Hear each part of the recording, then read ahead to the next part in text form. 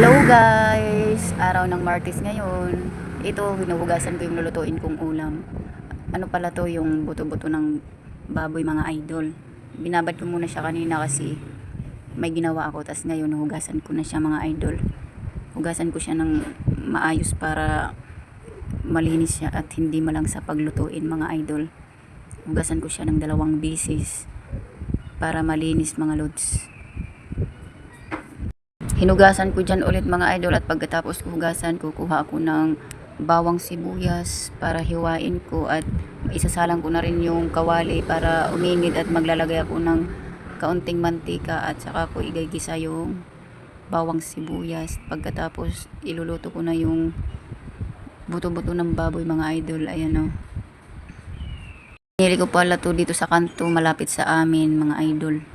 Yan na nga mga idol, ginisa ko na yung bawang sibuyas at isusunod ko na rin iluluto yung buto-buto ng baboy para igisa ko rin siya mga idol.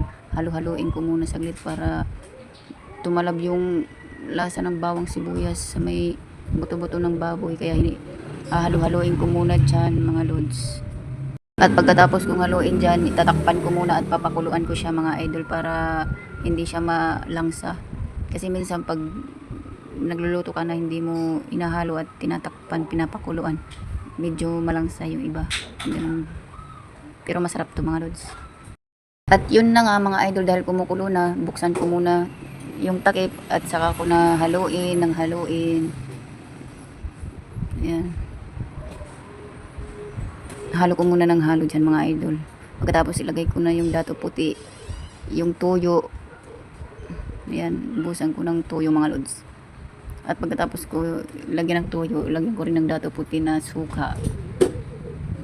Ayan mga lods. Ganyan ako pag nagluluto ng adobo. Nilalagyan ko rin ng suka mga idol. At haluin ko na dyan. Pagkatapos nyan, takpan ko ulit para kumulo at lumambot yung niluluto kong adobong buto-buto ng pork. Paborito yan ng mga bata, adobo. At yan, pagkatapos ko haluin dyan mga idol, tatakpan ko yan ulit at pagkatapos niyan